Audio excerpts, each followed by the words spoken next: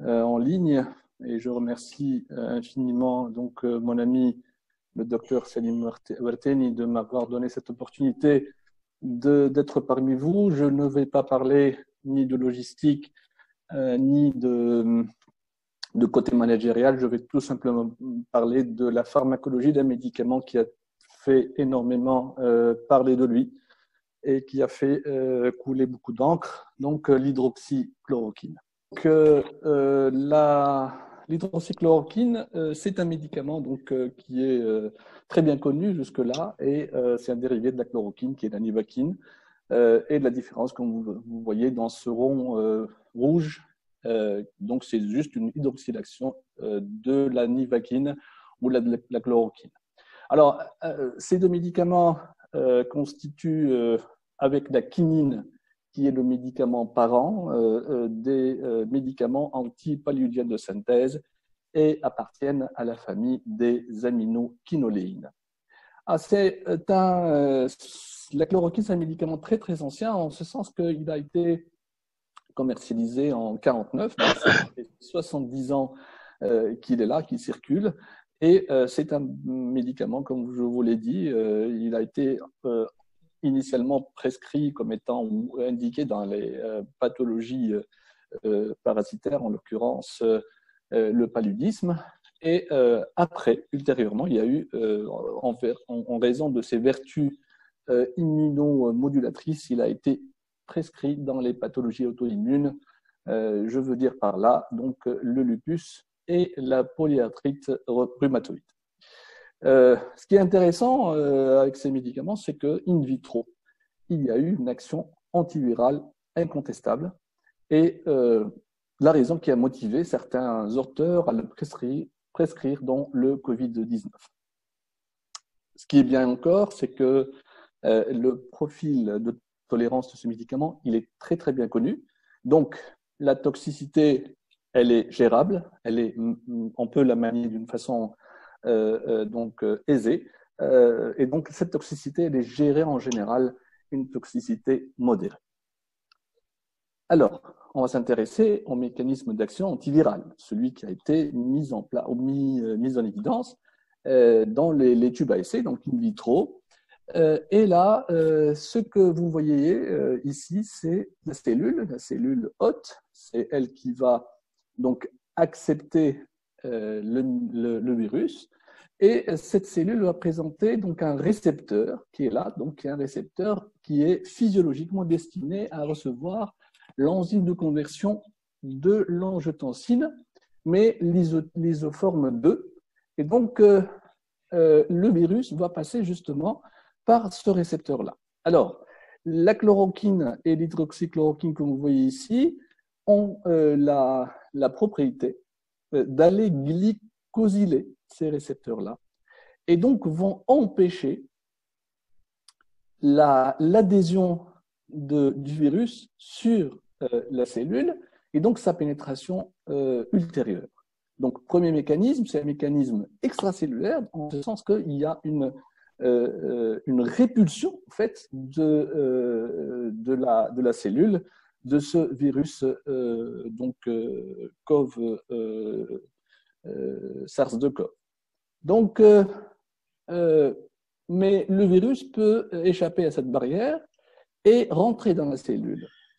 Mais dans ce cas, il va se retrouver dans un système lysosomo-endosomal.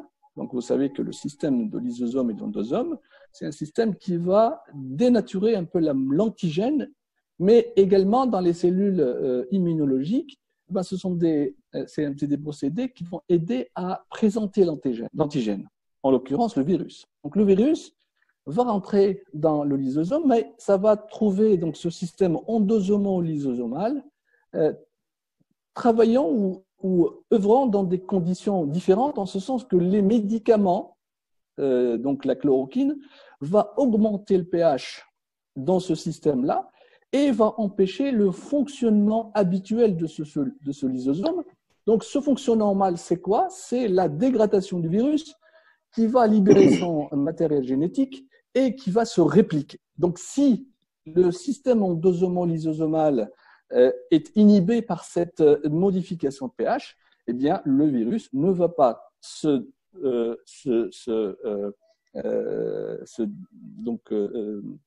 dégrader et libérer son matériel génétique, et donc il ne va pas se répliquer. Donc, deuxième mécanisme d'action, mais cette fois-ci, ce n'est pas un mécanisme d'action antiviral, mais c'est un mécanisme d'action immunomodulateur. C'est le mécanisme via lequel on prescrit ce médicament dans les pathologies auto-immunes, toujours en rapport avec l'augmentation du pH intracellulaire et toujours en raison ou en lien avec l'inhibition de l'activité lysosomale dans la présentation des cellules présentatrices d'antigènes, telles que par exemple les lymphocytes B. Donc ces cellules ne vont pas présenter l'antigène comme il faut, donc la réaction immunitaire va être atténuée au niveau surtout des cellules donc CD4+, les TLPR, et donc il y a une diminution de la libération de cytokines, notamment l'interleukine 1, 6 et le TNF. Donc la présence de chloroquine va réduire la réponse immunitaire quand le virus est là. Alors, le rationnel de la prescription de ce médicament dans le Covid-19 est d'abord l'inhibition de l'envahissement et la réplication du virus. Et cette inhibition de l'envahissement, donc le mécanisme antiviral que j'ai détaillé au début, va avoir des retombées individuelles, en ce sens qu'on va avoir une réduction du pouvoir pathogène du virus, donc il n'y a pas de pénétration, il n'y a pas de réplication, mais à l'échelle communautaire aussi, puisque le virus ne va pas se répliquer, donc on va avoir une réduction du pouvoir contaminant du virus. Alors, deuxième rationnel ou deuxième intérêt, c'est que le médicament va, en jouant sur ce pH intracellulaire, va réduire la libération de cytokines. Et donc, tout le monde parmi nous sait que la phase grave de la maladie est liée physiopathologiquement à ce cytokine storm, donc la tempête cytokinique. Et donc, c'est elle qui est responsable un peu de ces dégâts extrêmement délétères et graves qui marquent un peu la gravité de la maladie. Et donc, ça va atténuer tout simplement la gravité de la maladie. Donc, ça agit sur les deux sens. Le premier sens, c'est la contagiosité du virus, et le deuxième sens, c'est l'évolution délétère de la maladie. Les gens ou les auteurs ou la communauté scientifique est allé même recommander ce médicament en prévention, parce que le rationnel que je viens de vous communiquer, c'est un rationnel qui dit que le virus ne peut pas rentrer dans la cellule et ne peut pas se répliquer. Donc, il y a un rationnel physiopathologique qui incite les gens à recommander donc la prévention. Et là, je pense qu'il y a je suis sûr qu'il y a des études actuellement qui utilisent l'hydroxychloroquine pour prévenir la maladie chez les sujets exposés, en l'occurrence, en l'espèce, donc le personnel de santé. Qu'en est-il des effets cliniques? Pas dans le Covid, mais dans d'autres viroses, parce que c'est l'effet antiviral. Eh bien, ça a été testé pour le VIH, pour la dengue, pour la chikungunya, pour la grippe, pour l'hépatite C. Tous ces essais étaient négatifs. Aucun effet clinique n'a été donc mis en évidence sur ces viroses que je viens de citer. Toutefois, et avec cette étude qui a fait ravage dans le monde, c'est l'étude de l'Institut Infection Méditerranée de Marseille, qui a utilisé dans une étude, donc cette étude, elle manque beaucoup de rigueur méthodologique, il y a des insuffisances monumentales dans la méthodologie. Toutefois, c'est une étude elle est ce qu'elle est, mais donc c'était une étude ouverte, non randomisée, qui a inclus donc une vingtaine de patients, 36 patients, Donc 20 patients qui ont pris de l'hydroxychloroquine et 20 patients qui n'en ont pas pris. Donc 16 patients qui n'ont pas pris ce médicament. Et donc vous voyez que la courbe rouge ici, c'est les courbes des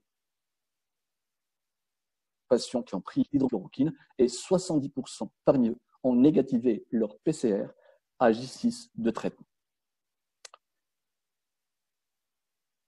Et si on rajoutait l'azithromycine, et donc on a vu que tous les patients, qui sont 6, hein, ce n'est pas des milliers de patients, 6 patients avec lesquels, ou chez lesquels il y a eu l'association hydroxychloroquine-azithromycine, eh bien, il y a eu une négativation complète chez 6 patients de la PCR à J5 de cette association.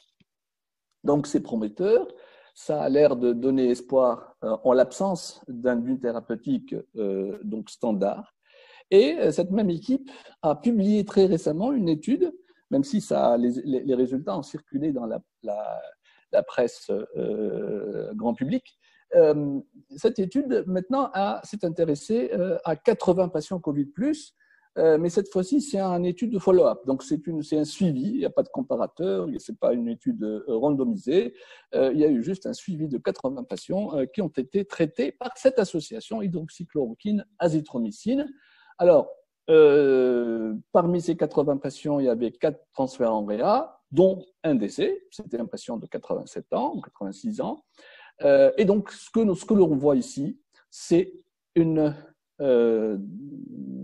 donc une diminution, une décadence hein, donc de la positivité de la PCR en fonction des jours et jusqu'à arriver à J9 ici, hein, c'est le 9e jour.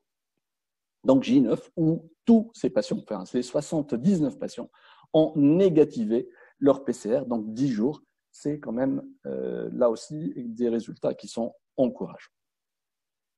Mais au prix de quoi? Tout ça, c'est un prix d'une toxicité. Une toxicité qui peut être délétère, enfin menaçante, grave, mais qui est très bien connue tout de même et qui pourrait donc être bien gérée. Alors, on commence par la toxicité cardiaque, et là, c'est un médicament qui clairement entrave la repolarisation myocardique et allonge l'espace QT. Et cet allongement de l'espace QT expose, comme tout le monde le sait, à un trouble de rythme grave, qui est donc la torsade de pointe. Ceci dit, il ne faut pas être très alarmant dans ce sens-là, à partir du moment où cet allongement de l'espace QT peut être induit aussi par les antiarythmiques eux-mêmes, tels que par exemple la cordarone ou aussi donc la quinidine, donc, ou la flécaïne. Donc, c'est des médicaments qui augmentent l'espace QT quand ils sont prescrits. Également, un médicament tout à fait banal, qui est l'érythromycine, est également réputé augmenter l'espace QT. Donc, ce n'est pas vraiment un effet qui est particulier, qui est spécifique à l'hydroxychloroquine. Toujours est-il qu'il faudrait tout simplement pratiquer un ECG avant le traitement et également en per-traitement et ne pas oublier d'aller jeter un coup d'œil sur la kaliémie parce que la kaliémie, les troubles dyskalymie, comme vous le savez tous, donc, ont des répercussions sur la repolarisation myocardique. Donc, il faut surveiller donc, en pré et en per-thérapeutique. Deuxième type de toxicité, c'est la toxicité neuropsychique. Alors là aussi, c'est un médicament stimulant, hein, psychostimulant et neurostimulant. Donc, ça donne de l'irritabilité, ça donne de la nervosité, ça donne des céphalées, des vertiges, des acouphènes. Tout ça, c'est en rapport avec une stimulation neuropsychique. Également, ça peut donner de l'hallucination, du délire, et ça peut même décompenser des pathologies psychiatriques, donc jusque-là, connues ou non connues. Et ça peut donner aussi des convulsions. Hein, c'est toujours en raison de cet effet neurostimulant. Là aussi, ce n'est pas des effets indésirables qui sont spécifiques de l'hydroxychloroquine.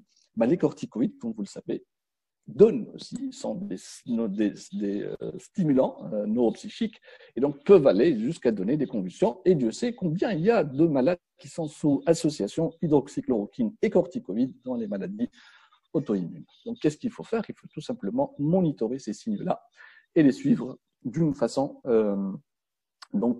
rapprochée. Troisième type de toxicité, c'est la toxicité oculaire. Là aussi, c'est un effet qui est redoutable. Toutefois, c'est un effet qui a l'air d'être toxique, donc et cumulatif. Hein, c'est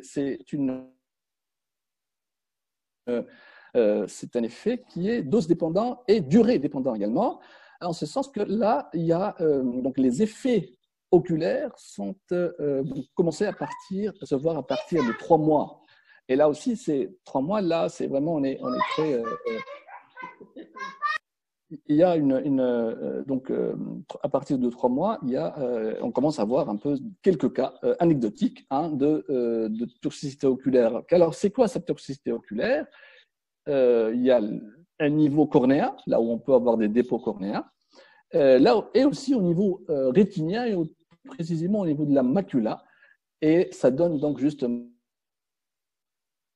une perturbation du champ visuel et une perturbation également de la vision nocturne.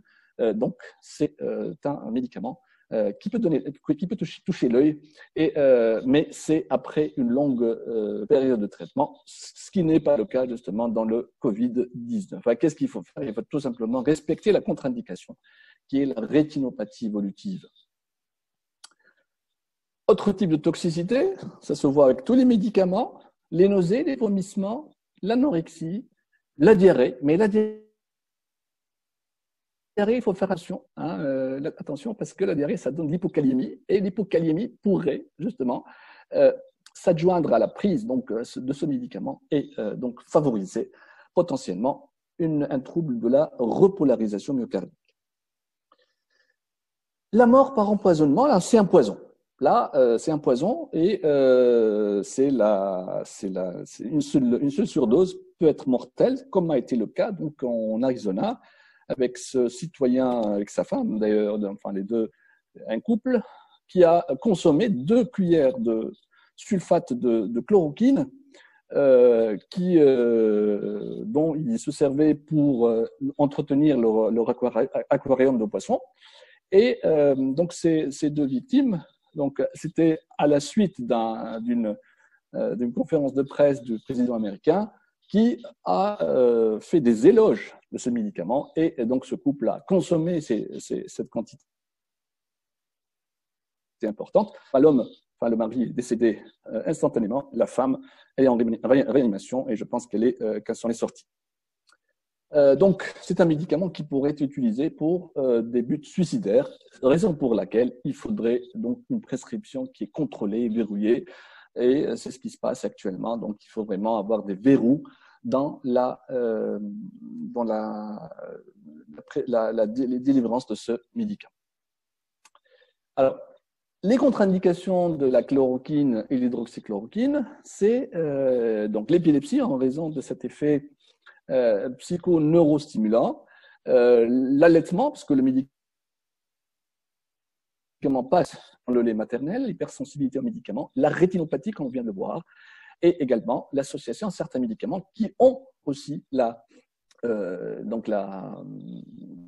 réputation d'induire une augmentation de l'espace cuté, à savoir donc le citalopram, les citalopram, donc ce sont 2 antidépresseurs, l'hydroxyzine, donc c'est un antihistaminique, et la dompéridone, qui est un antivomitif. Voilà, donc j'arrive à mes conclusions pour dire que l'hydroxychloroquine a montré un effet inexorable un effet bénéfique contre le SARS-CoV-2, avec des prémices d'efficacité clinique contre le Covid. C'est ce qui a été montré, du moins par certaines études publiées, et il y a beaucoup d'études. Vraiment, il y a une frénésie actuellement pour tester ce médicament à travers le monde. Donc, c'est un médicament qui pourrait avoir non seulement des dimensions individuelles, mais aussi communautaires. Donc, ça pourrait agir sur la propagation du virus interhumaine. C'est un médicament qui a des effets indésirables qui peuvent être sérieux, mais qui sont bien connus. Et donc, comme je vous ai dit, c'est des effets indésirables qui sont facilement maniables. Et donc, l'absence d'un traitement miracle dans ce Covid va inciter la piste ou la mise en place de cette piste intéressante, qui doit être le médicament doit être prescrit dans le respect de toutes les précautions d'emploi. Je vous remercie pour votre attention.